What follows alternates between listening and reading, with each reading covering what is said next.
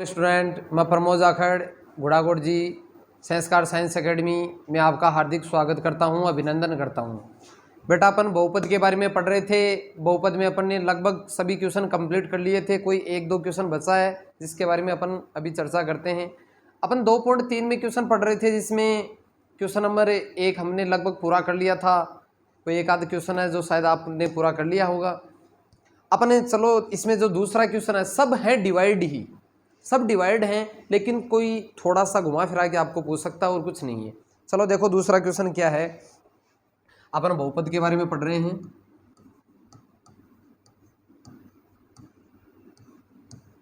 दूसरा क्वेश्चन है बेटा, इसमें अपने को दिया है प्रथम बहुपद से द्वितीय बहुपद को भाग करके जांच कीजिए कि क्या प्रथम बहुपद द्वितीय बहुपद का एक गुणनखंड है।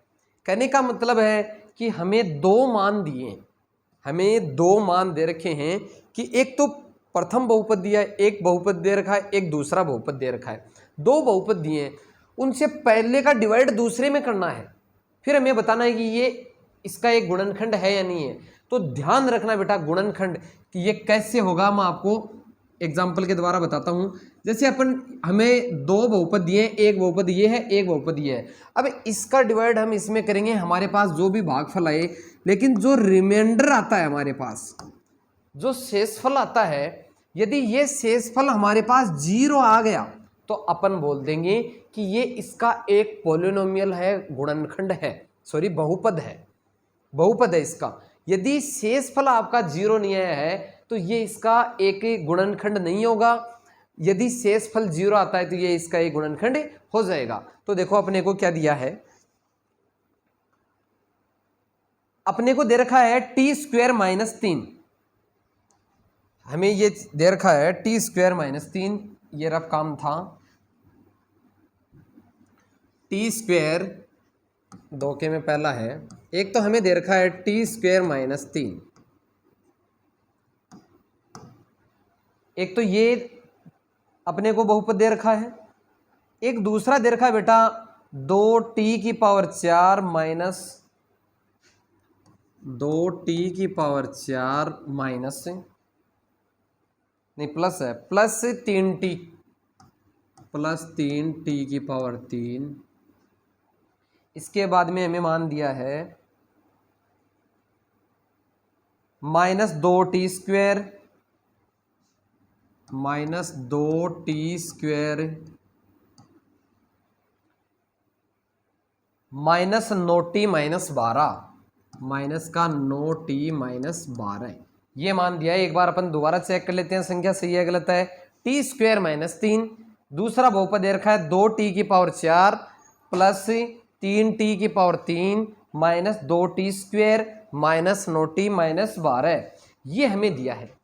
अब हमें ये बताना है कि प्रथम बहुपद है वो द्वितीय बहुपद का एक गुणनखंड है या नहीं है। अपने को बेटा करना डिवाइड ही है, हमें करना भाग ही है। देखो अपन यही करेंगे,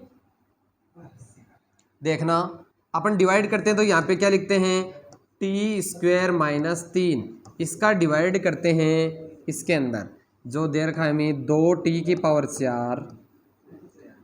plus 3t⁴ minus 2t² minus 9t - 12। ध्यान से देखना बेटा, हमारा जब हम डिवाइड करते हैं तो हमारा मेन टारगेट, मैंने आपको बताया था बेटा कि मेन टारगेट ये होता है कि पहले पद को, जो पहला टर्म है, इसको हम इक्वल करते हैं, बराबर करते हैं। यहाँ पे देखो 2 है, यहाँ पे 2 नहीं है तो सबसे पहले अपन 2 लेंगे, 2 ले लिया। यहाँ पे t⁴ है, यहाँ पे t⁴ है, तो एक अपन t⁴ लेंगे, क्योंकि यहाँ पे 2 ही है। हमें कितने चाहिए, 4 चाहिए, तो t⁴ और ले लिए हमने। अब 2 में 2 जोड़ देंगे 4 हो जाएगा।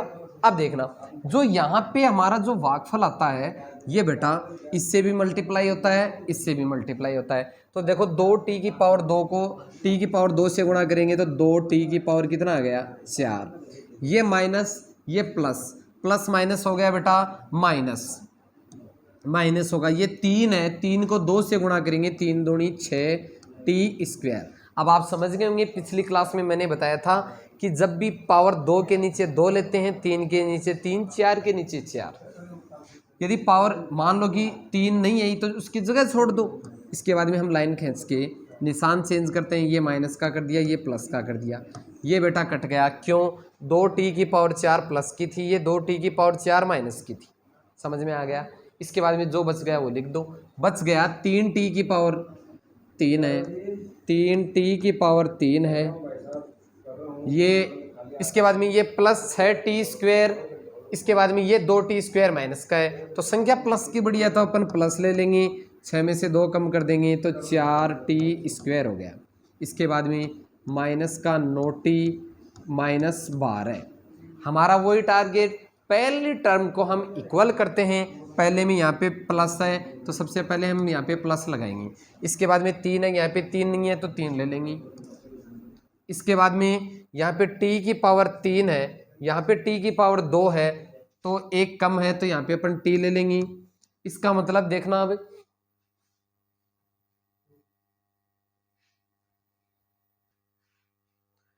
यहाँ पे 3t आ गया, क्योंकि 3 यहाँ पे पहले 3 था तो अपन ने यहाँ पे 3 ही था तो अपन ने 3 ले लिया। ये एक t था, यहाँ पे t⁴ थी, यहाँ पे t⁴ है, एक वो हो गई 3। अब देखो ये जो 3t है बेटा, ये t² से मल्टीप्लाई होगा और 3 से होगा, तो ये हो जाएगा 3t को t² से करेंगे 3t⁴, ये माइनस है तो अपन लगा देंगे माइनस, 3 को 3 से गुणा करेंगे, 3 3 9t, ये 9t लगा दिया। निशान चेंज करेंगे, ये माइनस का हो गया, ये प्लस का हो गया बेटा। ये 3t⁴, ये प्लस की थी, ये माइनस की कट गई। ये 9t माइनस का है बेटा, ये 9t प्लस का है, ये भी कट गया। क्या रह गया? 4t² माइनस 12, ये रह गया। फिर हमारा वही टारगेट, पहले पद को बराबर करते हैं। t² है, t² है, क्या नहीं है? 4 नहीं है, तो बेटा हम +4 ले लेंगे। तो 4 को t² से गुणा करेंगे तो क्या आएगा? 4t², ये माइनस, ये प्लस, प्लस माइनस होता है माइनस। 3 को 4 से गुणा करेंगे, 4 3 12, निशान चेंज कर देंगे, ये माइनस का, ये प्लस का, ये 4t² प्लस का, ये माइनस का कट गया, ये 12 माइनस का, ये 12 प्लस का, ये भी कट गया, तो शेषफल क्या रह गया? 0। अतः ये हमारा भागफल आ गया, जो क्यूअक्स है, ये रिमाइंडर आ गया, जो शेषफल है ये 0। अब हमें ये पूछा था कि पहला जो बहुपद है ये दूसरे बहुपद का एक गुणनखंड है या नहीं है। अगर हमारा शेषफल 0 आया है तो पहला बहुपद दूसरे बहुपद का एक गुणनखंड है। यदि यहाँ पे आपका 0 नहीं आता है तो अपन बोल देंगे कि पहला बहुपद है वो दूसरे बहुपद का एक गुणनखंड नहीं है। समझ गए? बाकी आप निकाल लेना और हम अगले क्लास में आपको बता देंगे। धन्यवाद।